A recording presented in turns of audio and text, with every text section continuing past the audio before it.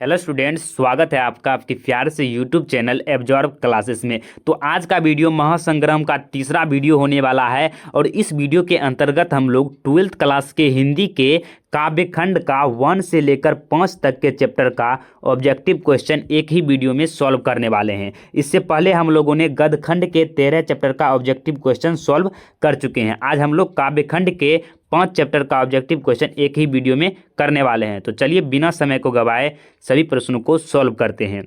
उससे पहले छोटा सा रिक्वेस्ट है कि अगर आप चैनल पर पहली बार हैं चैनल को सब्सक्राइब कर लीजिए और इस वीडियो के लिए एक लाइक। तो चलिए शुरू करते हैं। तो काव्यखंड का जो फर्स्ट चैप्टर है वह है करबक, जो कि मलिक मोहम्मद जायसी के द्वारा लिखा गया है। मलिक मोहम्मद जायसी के बारे में जानकारी मिलती है कि यह रूपहीन थे और बाएं आंख से अंधे थे, जिस कारण से इन्होंने बहुत सारी अपनी रचनाओं में लिखे हैं कि जो व्यक्ति की पहचान है उसके गुणों से होता है, उसके रूपों से नहीं। व्यक्ति तो इस पृथ्वी पर से एक न एक दिन चले जाएंगे, लेकिन उसका जो गुण है, उनकी जो रचना है वह अमर रहेगी। जिस प्रकार से मलिक मोहम्मद जायसी का जो रचना अमर हो गया है, जिससे आप अपनी पुस्तक में पढ़ते हैं। तो इस तरह से कहते हैं। और जिस तरह से जो है ना, फूल झड़कर नष्ट हो जाते हैं लेकिन उसका जो सुगंध होता है, खुशबू होता है, वह बरकरार रहता है, उसी प्रकार से मनुष्य का, व्यक्ति का जो गुण होता है वो बरकरार रहता है, वह अमर रहता है, ना कि व्यक्ति अमर रहता है। तो इसका फर्स्ट ऑब्जेक्टिव क्वेश्चन क्या कह रहा है कि करबक किनकी रचना है। तो जो करबक है वह मलिक मोहम्मद जायसी का रचना है। इसका राइट आंसर क्या हो जाएगा? बी, मलिक मोहम्मद जायसी। उसके बाद दूसरा प्रश्न है कि इनमें से प्रेम की पीर के कवि कौन है। तो प्रेम के पीर कवि जायसी जी हो जाएंगे। इसे जो है प्रेम के पीर कवि के नाम से जाना जाता है, मलिक मोहम्मद जायसी को। ये VVI प्रश्न है, ये बहुत बार पूछा गया है। 2018 में, 22 में पूछा गया है प्रश्न। फिर है जायसी किस शाखा के कवि हैं। तो जायसी जी जो थे वह प्रेम मार्गी शाखा के कवि हैं। इनका राइट आंसर क्या हो जाएगा? बी। उसके बाद देखिए यहाँ पर लघुत्तरीय प्रश्न भी थोड़ा सा हम आपको बताते चलेंगे, ताकि यहाँ पर देख सकते हैं कि VVI प्रश्न कौन कौन से हैं। जैसे जायसी की 2 रचनाओं का नाम लिखे तो आसानी है, पद्मावत, अखरावत, कोई भी लिख सकते हैं। जैसी क्या थी, करबक के कवि की सोच क्या है, जैसी रचित पहले करबक में कलंक, कांच और कंचन से क्या तात्पर्य है, ये सभी हम आपको पढ़ा चुके हैं। आप जाकर अगर नहीं देखें वीडियो तो देख सकते हैं और सभी प्रश्न बन जाएगा। उस प्रकार से व्याख्या वाला प्रश्न भी देख लीजिए थोड़ा सा कि धनी सो पुरुष जस कीर्ति जासु, फूल मरे पे मरे ना बासु। इसमें कहते हैं कि धन्य है वो पुरुष जिसके अंदर जस है, कीर्ति है, जिसके अंदर गुण है, वह धन्य पुरुष है, क्योंकि फूल तो मर जाते हैं, झड़कर नष्ट हो जाते हैं, लेकिन उसका जो सुगंध होता है वह हमेशा के लिए रहता है। उसी प्रकार से जो व्यक्ति के गुण होते हैं वह हमेशा के लिए अमर होते हैं, वही उसका पहचान बनाते हैं। इस तरह से सभी का अर्थ हम आपको पूरे बताए हुए हैं करबक चैप्टर का। तो इस तरह से जो है ना ये चैप्टर समाप्त हुआ। चलिए नेक्स्ट चैप्टर की ओर चलते हैं। काव्यखंड का दूसरा चैप्टर है पद, जो कि सूरदास के द्वारा लिखा गया है। और एक पद और भी है जो तुलसीदास के लिखा गया है। तो सूरदास जी जो है ना वह कृष्ण भक्ति धारा के एक श्रेष्ठ कवि हैं, और जाके इन्होंने अपने पदों के माध्यम से कृष्ण के लीला गान किए हैं। तो चलिए इसके ऑब्जेक्टिव क्वेश्चन को सॉल्व करते हैं। तो पहला प्रश्न है कि सूरदास किस भाषा के कवि हैं। तो सूरदास जी जो है वह ब्रज भाषा के कवि हैं, व्रजभाषी कवि हैं। 2021 में, 18 में और 22 में पूछा गया प्रश्न है। फिर है हिंदी साहित्य का सूर्य किसे कहा जाता है। तो सूरदास को हिंदी साहित्य का जो है वह सूर्य कहा जाता है। इसका राइट आंसर क्या हो जाएगा? ए। उसके बाद है सूरसागर के कवि हैं। तो सूरसागर के कवि हो जाएंगे सूरदास जी। इसका राइट आंसर बी हो जाएगा। ये भी प्रश्न पूछा गया है 2019 में और 17 में।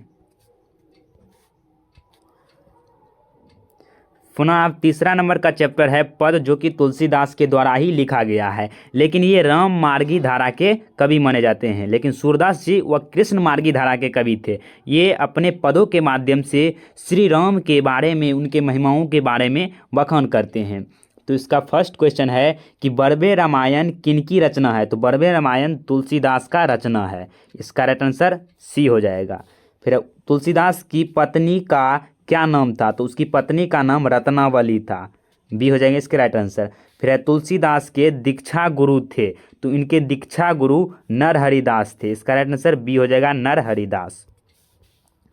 फिर तुलसीदास किस काल के कवि हैं। तो तुलसीदास जी थे वह थे भक्ति काल के कवि। इसका राइट आंसर क्या हो जाएगा? ए, भक्ति काल। फिर है तुलसीदास के बचपन का नाम क्या था, तो उनके बचपन का नाम राम बोला था। इसका राइट आंसर ए होगा। उसके बाद छठा प्रश्न है कि गोस्वामी तुलसीदास हिंदी के कैसे कवि हैं, महाकवि हैं, तो वह स्वच्छंद महाकवि हैं। फिर है गीतावली किसकी रचना है, तो गीतावली तुलसीदास जी का ही रचना है। इसका राइट आंसर बी हो जाएगा।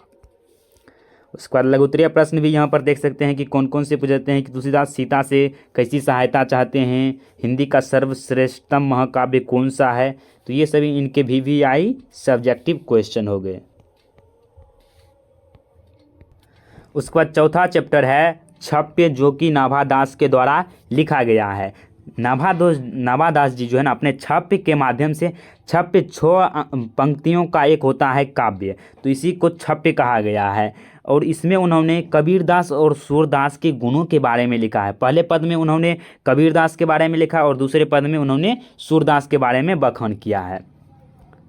तो इसका फर्स्ट है कि भक्तमाल किसकी रचना है, तो भक्तमाल नाभादास का रचना है। फिर है नाभादास का काव्य रचना क्षेत्र है, तो उसका काव्य रचना क्षेत्र वृंदावन है। वह वृंदावन में जाकर ही अपने काव्य की रचना किए हैं। फिर तीसरा प्रश्न है कि नाभादास के दीक्षा गुरु कौन हैं, तो नाभादास के दीक्षा गुरु जो है वह कौन हो जाएंगे, तो स्वामी अग्रदास। कभी कभी इसका उपनाम भी दिया रहता है, इसका उपनाम होता है स्वामी अग्रदास या स्वामी अगर अली। अगर अली भी रहेगा तो आपको उसी में टिक लगाना है। तो इसका राइट आंसर क्या हो जाएगा, बी स्वामी अग्रदास। फिर है छप्य के कवि हैं, तो छप्य के कवि नाभादास जी हो जाएंगे। फिर है नाभादास किसके समकालीन थे, तो वह तुलसीदास के समकालीन थे। इसका राइट आंसर ए हो जाएगा। और इसके एक प्रश्न भी है, सब्जेक्टिव प्रश्न भी देख सकते हैं कि नाभादास ने छप्य में कबीर के किन विशेषताओं का उल्लेख किया, तो ये हो गया आपका VVI सब्जेक्टिव क्वेश्चन।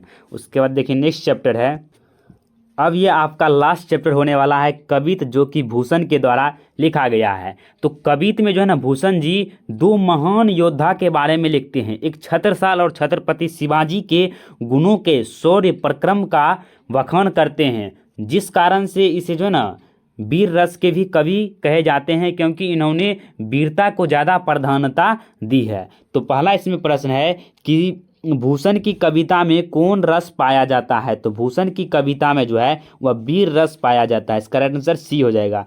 फिर शिवाजी के पुत्र का नाम था, तो उसके पुत्र का नाम साहू जी था।